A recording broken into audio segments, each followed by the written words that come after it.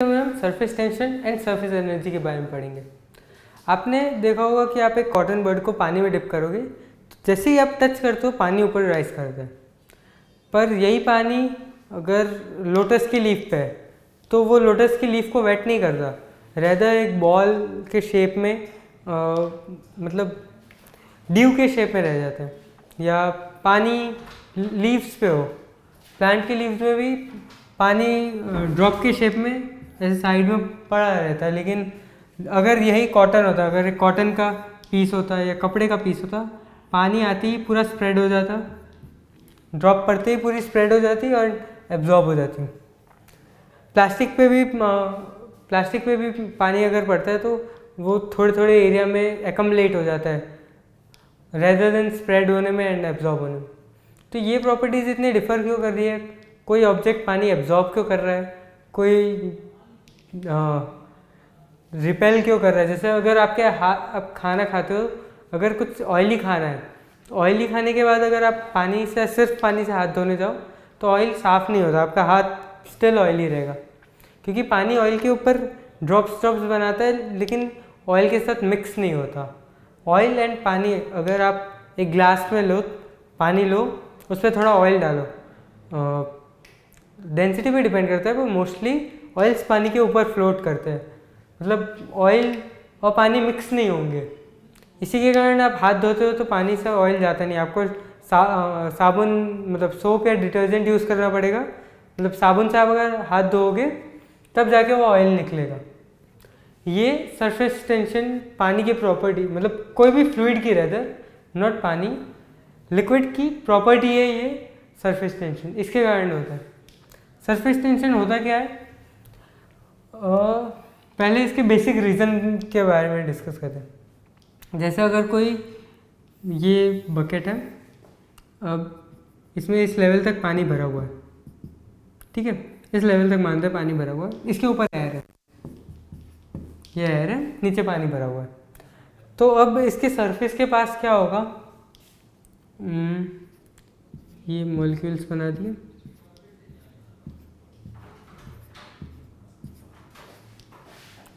ये वाले मॉलिक्यूल को आप कंसिडर करो, ये जो रेक्टेंगल के अंदर है, इसमें एयर की डेंसिटी तो बहुत कम है सच, तो ये पार्टिकल को नीचे की तरफ से ज़्यादा अट्रैक्शन होगा रेदर देन ऊपर की तरफ से। ऊपर एयर में तो एक या दो मॉलिक्यूल इसके आसपास है, ये एयर के मॉलिक्यूल्स है एंड ये पानी के अंदर, तो इस मॉलिक्यूल पे एयर की तरफ बहुत कम फोर्स लग रही होगी और नीचे की तरफ ज़्यादा अट्रैक्शन होगा। आप इस कोई भी बीच वाले मॉलिक्यूल को कंसिडर करो तो इसके हर तरफ पानी है, और पानी का केस कंसिडर करते हैं तो इसके हर तरफ पानी है, तो ये पार्टिकल 1 है एंड ये पार्टिकल 2 है। तो फर्स्ट पार्टिकल के लिए सिर्फ नीचे पार्टिकल्स है जो उसे अट्रैक्ट कर रहे हैं, सेकंड पार्टिकल के लिए ये फर्स्ट पार्टिकल है एंड ये सेकंड पार्टिकल है, इसको हर तरफ से पार्टिकल्स अट्रैक्ट कर रहे हैं। अगर हर तरफ से पार्टिकल अट्रैक्ट कर रहे हैं, इनके बीच में अट्रैक्शन है, तो इनकी पोटेंशियल एनर्जी नेगेटिव होगी। तो सेकंड जो पार्टिकल है इसकी पोटेंशियल एनर्जी ज़्यादा नेगेटिव होगी, इसकी कम नेगेटिव होगी। अट्रैक्शन है इसके लिए नेगेटिव तो रहेगी, अगर अट्रैक्शन नहीं होता तो ये पार्टिकल बाहर फ्लो कर जाता, कहीं ऐसे फ्लूइड के अंदर ही फ्लो करना ज़रूरी नहीं होता, मतलब लिक्विड के अंदर फ्लो करना ज़रूरी नहीं होता, ये बाहर चल जाता एटमॉस्फेयर में। लेकिन इसमें अट्रैक्शन है, कुछ तो अट्रैक्शन है, इसकी पोटेंशियल एनर्जी थोड़ी नेगेटिव है, इसके लिए पानी के तो अंदर रहेगा, लेकिन कंपेयर टू सेकंड मॉलिक्यूल इसकी पोटेंशियल एनर्जी ज़्यादा है, ज़्यादा कम नेगेटिव या पोटेंशियल एनर्जी ज़्यादा बोल सकते हैं। तो अगर इस पार्टिकल को, सेकंड पार्टिकल को कम्प्लीटली इन्फिनिटी पे ले जाना होता, मतलब कम्प्लीटली अवे करना होता, तो हमें हीट ऑफ वेपराइजेशन देनी पड़ती, हीट ऑफ VAP। ये एक्चुअली मतलब हम एक मॉलिक्यूल को एक मोल मॉलिक्यूल मान लेते हैं, तो इस मोल के लिए पूरी हीट ऑफ वेपराइजेशन देनी होती, क्योंकि ये कम्प्लीटली अंदर सबमर्ज्ड है, जितनी भी किलो जूल्स होगी। पर जो मॉलिक्यूल सरफेस पे है ये nearly half of the molecules से, मतलब सिर्फ डाउन साइड है ना, अगर ये 360 डिग्री है तो सिर्फ नीचे वाले मॉलिक्यूल्स उसे अट्रैक्ट कर रहे हैं, ऊपर तो कुछ है ही नहीं। ऊपर तो एयर है जिसकी डेंसिटी रिलेटिवली हम ज़ीरो मान सकते हैं, इसकी रो अप्रॉक्सीमेटली ज़ीरो मान सकते हैं as compare to liquid.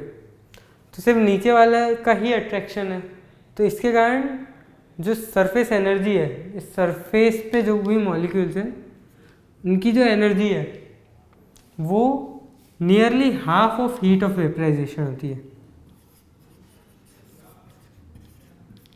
Surface पे जो पार्टिकल्स की एनर्जी है वो half of heat of vaporization है, क्योंकि इसको पूरे 360 डिग्री के पार्टिकल से दूर करना पड़ रहा है, इसको सिर्फ 180 डिग्री पे जो पार्टिकल्स है उनसे दूर करना पड़ रहा है। तो हमने अभी देखा कि जो सरफेस पे मॉलिक्यूल्स हैं उनकी पोटेंशियल एनर्जी कम नेगेटिव है, एंड इसको ऐसे बोल सकते हैं कि उनमें कुछ एक्स्ट्रा एनर्जी है, एक्स्ट्रा पॉजिटिव एनर्जी है उनमें। तो सरफेस वाले जो पार्टिकल्स है वो हायर एनर्जी स्टेट पे है, वो कुछ टेंशन में है। तो जैसे एक ड्रॉप ले लेते हैं, ये ड्रॉप में अंदर और बाहर प्रेशर का डिफरेंस होता है। अंदर अगर P1 प्रेशर है और बाहर P2 प्रेशर है तो अंदर का प्रेशर ज़्यादा होता है। अंदर का प्रेशर ज़्यादा होता है फिर भी ये ड्रॉप बर्स्ट नहीं होता, ये भी सरफेस टेंशन के कारण है। सरफेस टेंशन इस ड्रॉप को बाइंड करके रखता है, इसके शेप को रिटेन करके रखता है। अब ड्रॉप स्फेरिकली क्यों हो रही है? क्योंकि हमने अभी ये पढ़ा कि सरफेस पे जो मॉलिक्यूल्स है वो ज़्यादा एनर्जी पे है, तो कोई भी सिस्टम ये नहीं चाहेगा कि उसकी एनर्जी ज़्यादा हो, हमेशा एनर्जी नेगेटिव करने की, नेगेटिव में मॉड्यूलस ज़्यादा करने की ट्राई करेगा। तो अगर कोई ड्रॉप है तो मतलब कोई वॉल्यूम ऑफ वाटर V है, हमें बस V वॉल्यूम का वाटर है, तो ये ट्राई कर, अगर हम इसे वैक्यूम में रखें तो ये ट्राई करेगा कि इसकी surface energy surface minimum area की हो, क्योंकि ये सरफेस एनर्जी पर यूनिट एरिया है। तो अगर इसकी एरिया मिनिमम होगा तो इसकी एनर्जी, इसका एनर्जी स्टेट वो भी मिनिमम होगा। अगर हम केसेस कंसीडर करें, हम एक केस कंसीडर करते हैं क्यूब का और सेकंड लेंगे स्फीयर का। वॉल्यूम कांस्टेंट है V, इसका भी volume is equal to volume V। तो स्फीयर में V volume is equal to 4/3 pi R cube, तो इसे R निकाल सकते हैं 3/4 टाइम्स ऑफ V नीचे पाई का क्यूब रूट, ये हो जाएगा रेडियस। अब इससे हम एरिया निकालेंगे। इसे एरिया कैसे निकालेंगे? स्फीयर का एरिया होता है area sphere is equal to 4πr²। तो ये हो जाएगा, R की वैल्यू डालेंगे तो एरिया आ जाएगा 4π इंटू R², तो 3/4π into V to the power 2/3। ये एरिया आ जाएगा स्फीयर के केस में। अब यही हम क्यूब के लिए कैलकुलेट करें तो V is equal to a cube, A is equal to V की पावर 1/3, एरिया हो जाएगा 6a², एरिया ऑफ क्यूब, तो 6 इंटू V की पावर 2/3, तो V की पावर 2/3 तो दोनों जगह कांस्टेंट है, तो इसको V की पावर 2/3 अलग निकाल लिया। तो अब कंपेयर करना है 6 और 4π की पावर 1/3 इंटू 3 की पावर 2/3। इसको आप कंपेयर करोगे तो आप देखोगे कि 6 बड़ा होता है। मतलब क्यूब अगर एक V वॉल्यूम का लिक्विड है वैक्यूम में पड़ा है, तो अगर वो क्यूब के शेप में एडजस्ट होगा तो उसका सरफेस एरिया जो होगा वो एज़ कम्पेयर टू स्फीयर कम होगा। ऐसे आप दूसरे केसेस भी ले सकते हो, लेकिन हम सारे केसेस तो कंसिडर कर नहीं सकते, मतलब कोई भी रैंडम शेप भी हो सकता है। इसके लिए मैथमेटिकली प्रूव करना हार्ड है, लेकिन हम ये रिज़ल्ट ले सकते हैं ये ऑब्जर्वेशन से। ऑब्जर्वेशन से हम रिज़ल्ट ले सकते हैं कि इन वैक्यूम कोई भी वॉल्यूम स्फीयर अगर बना रहा है, स्फीयर शेप में एडजस्ट हो रहा है, इसका मतलब है स्फीयर का सरफेस एरिया सबसे कम होता है for a given volume. Surface area सबसे कम है तो क्या होगा, उसकी सरफेस एनर्जी सबसे कम होगी, क्योंकि सरफेस एनर्जी एक्स्ट्रा एनर्जी है ना जो उसके पास है, तो वो मिनिमम पोटेंशियल एनर्जी की स्टेट में रहेगा। तो हम ये ट्रिक बहुत काम आती है कि सरफेस एनर्जी मिनिमम करने की ट्राई करेंगे ऑब्जेक्ट, अपनी पोटेंशियल एनर्जी मिनिमम करने की ट्राई करेंगे। ये क्वेश्चंस में बहुत काम आता है। एक और है सरफेस टेंशन। अब ये एनर्जी होगी कितनी वो देखने के लिए, जैसे ये एक फिल्म बबल की जो फिल्म होती है ना, एक पतली सी फिल्म में कोई भी सोप वाटर ले सकते हो या बबल की फिल्म है। तो एक फिल्म से मतलब होता है इट्स लाइक 15 और 16 मॉलिक्यूल, जितने मॉलिक्यूल की लेयर होती है उससे ज़्यादा मोटी नहीं होती, इससे इतनी पतली सरफेस होती है। तो अगर ये टॉप व्यू है और इसका साइड व्यू हम देखें तो एक स्टील की फ्रेम है, स्टील की फ्रेम, और ये रॉड है। एकदम साइड से देखें तो ये एक रॉड है, ये चीज़ एक रॉड है। तो साइड से क्या होगा, एक फिल्म एक लेयर ऊपर बनेगी और एक लेयर नीचे बनेगी, दो लेयर बन रही है इस पर।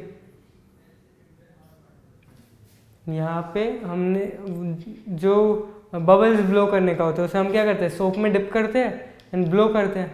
इसमें हम क्या कर रहे हैं, ये एक यू शेप्ड वायर है, इस पर एक ये रॉड पड़ी है, इसको हमने बबल में डिप किया, बबल वाटर में डिप किया, बाहर निकाल रहे हैं एंड ये रॉड को बाहर मूव करेंगे। ये रॉड को बाहर मूव करेंगे तो इसका एरिया बढ़ेगा। तो अब हम पहले इसको साइड से देख रहे हैं कि कितना एरिया बढ़ेगा वो। अब यहाँ पे एक लेयर नहीं है, एक सिंगल लेयर हमें तो दिख रही है, एक सिंगल लेयर, लेकिन आप माइक्रोस्कोप से देखो तो कुछ ऐसी फिल्म होगी ना, एक रॉड, ये रॉड के ऊपर एक सरफेस और नीचे एक सरफेस, बीच में अंदर बहुत सारे मॉलिक्यूल्स हैं। एक लेयर जो हम जिसकी बात कर रहे हैं, हम सरफेस एनर्जी की बात कर रहे हैं कि ये अगर सरफेस है तो ऊपर वाले मॉलिक्यूल्स की पोटेंशियल एनर्जी ज़्यादा होगी, नीचे वालों की कम होगी। तो समथिंग अराउंड 15-20 लेयर्स के बाद ये कांस्टेंट हो जाती है इनकी पोटेंशियल एनर्जी। यहाँ पे पोटेंशियल एनर्जी ज़्यादा है, यहाँ पे थोड़ी कम है, यहाँ पे थोड़ी कम है, उसके बाद यहाँ से कांस्टेंट होने लग जाती है 15-20 लेयर के अबाउट। तो हम सरफेस एनर्जी जो भी लेयर्स की लेते हैं उनकी थिकनेस अराउंड इतनी ही होती है, 10 मॉलिक्यूल की लेयर ऐसी। तो अगर एक रॉड है तो उसमें तो 2 लेयर होगी। तो अगर हम इसे F फोर्स लग रही है हमें पुल करने के लिए और ये D डिस्टेंस मूव कर रहा है, तो हम वर्क डन कितना कर रहे हैं, work done is equal to force into displacement, ये हो गया वर्क डन। और चेंज इन एनर्जी कितनी आ रही है, अगर हम मान रहे हैं S is equal to energy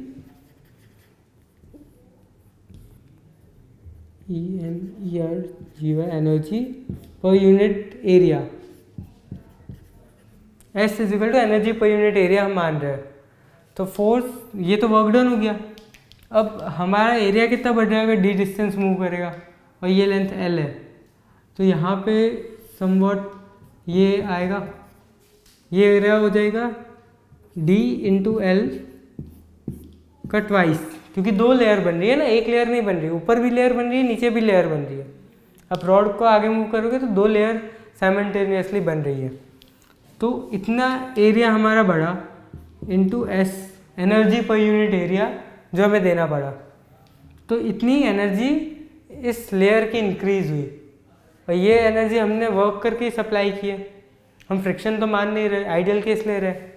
तो ये इक्वल होगा फोर्स इनटू डिस्प्लेसमेंट के। अब डी और डी कैंसिल हो जाएगा तो हमें फोर्स लगानी पड़ेगी 2SL। ठीक है, तब इससे दो ऑब्जर्वेशंस ले सकते हैं। एक तो S is equal to F/2L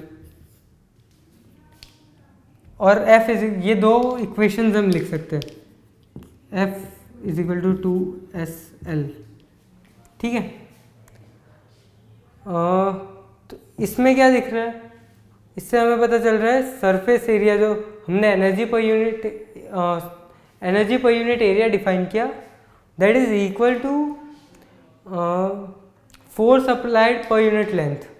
अब देख रहे हो, जैसे अगर ये एल लेंथ है, ये जो रॉड की एल लेंथ है, इसको साइड से देखोगे तो ये आप फोर्स लगा रहे हो एंड यहाँ पे सम टी टेंशन रॉड पे पीछे लग रहा है।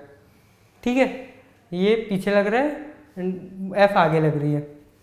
तो फोर्स इजिकल टू 2SL आया, तो नेट फोर्स हमें 2SL लगाने पड़ रही है, इसको इक्वल लिख सकते हैं 2T के बराबर। तो टेंशन कितनी आ गई,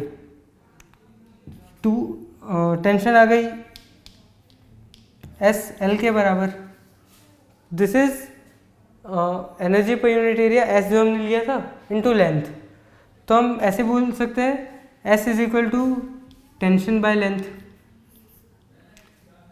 एक सरफेस पे जो ये हो रहा है, एक सरफेस पे जो टेंशन लग रही है, दैट पर यूनिट लेंथ, ऐसा बोल सकते हैं हम टेंशन को। तो इससे पहली ऑब्जर्वेशन तो ये आई कि S is equal to force applied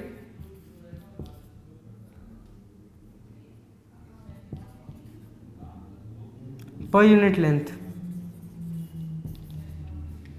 ये एक हम निकाल सकते हैं इससे ऑब्जर्वेशन कि अगर एक लिक्विड सरफेस है, अगर ये एक लिक्विड सरफेस है, इसमें कोई भी लाइन हम अज्यूम करें इस सरफेस के ऊपर, तो इस लाइन पे अगर ये एल लेंथ की लाइन है तो इस पे इधर फोर्स लग रहा है मॉलिक्यूल्स के कारण एंड इधर भी फोर्स लग रहा है मॉलिक्यूल्स के कारण। तो इसका एक मेजर है ये फोर्स पर unit length is surface tension. तो नेट फोर्स निकालने के लिए हम जो भी लिक्विड का सरफेस टेंशन है, मान लो लिक्विड का सरफेस टेंशन S है, तो लेफ्ट में जो फोर्स लग रहा है that is S into L and right में जो फोर्स लग रहा है वो भी S इंटू एल होगा। तो एक तो ये हो गया, और दूसरा हम देख सकते हैं कि कितनी फोर्स लगानी पड़ रही है एनर्जी इंक्रीज करने के लिए। तो दो वे में S को डिफाइन कर सकते हैं, दैट इज एनर्जी पर यूनिट एरिया और फोर्स पर यूनिट लेंथ। तो आपने इसमें देखा कि जब हम एक फिल्म बनी हुई है उस पर F फोर्स लगाएंगे तो ये रॉड थोड़ी सी डी डिस्टेंस आगे मूव करेगी एंड देन जाके रुक जाएगी। ये रुकेगी क्यों? क्योंकि रॉड के लेफ्ट पे जो मॉलिक्यूल्स है, पानी के मॉलिक्यूल्स, उसको वापस खींचेंगे टी टेंशन से। तो हमने अभी देखा कि S is equal to F/2L यह आ चुका है। तो फोर्स जो हमें लगानी पड़ रही है 2SL लगानी पड़ रही है, इज इक्वल टू 2T। तो T is equal to SL। तो S is equal to tension by length. तो ये रॉड आगे मूव करी। S एक तो हमने ये निकाला कहाँ से, ये हमने निकाला work done is equal to force into displacement is equal to 2D, ये लेंथ L है, into L into S। Work done is equal to change in energy से हमने निकाला कि फोर्स इक्वल टू 2LS। तो इसमें S हुआ energy पर यूनिट एरिया। अब हम S को एक साइड लेते हैं और बाकी टर्म्स को दूसरी साइड ले जाएंगे, तो S is equal to F/2L आ जाएगा। तो ये वापस यहाँ लिख दिया। तो अभी हमने क्या, रॉड को जब हम पुल करेंगे वो यहाँ पे जो फिल्म होगी, बबल की जो फिल्म होगी, वो रॉड को वापस पीछे खींचेगी। तो टी टेंशन ऊपर वाली फिल्म में, नीचे वाली फिल्म में टी टेंशन है। तो इसके कारण जो नेट जहाँ पे जाके वो रुक रहा है, जहाँ पे ये रॉड आगे जाना बंद कर रही है, वहाँ पे F = 2T होगा। तो उसके लिए हमने F को 2T और 2LS से इक्वेट कर दिया। तो T = SL आ गया। मतलब S को हम ऐसे भी बता सकते हैं, टेंशन पर यूनिट लेंथ। तो S दो चीज़ है, S या तो सरफेस एनर्जी पर यूनिट एरिया है, या फिर सरफेस टेंशन पर यूनिट लेंथ, मतलब फोर्स पर यूनिट लेंथ, जितनी टेंशन लग रही है और इस सरफेस पे जो फिल्म है बबल की, उसमें कितनी टेंशन है पर यूनिट लेंथ, वो भी S से ही है डिनोट हो रहा है, रेदर डिफाइन हो रहा है। एंड एनर्जी पर यूनिट एरिया जो स्टोर्ड है इस फिल्म में, वो भी S से ही डिनोट हो रहा है।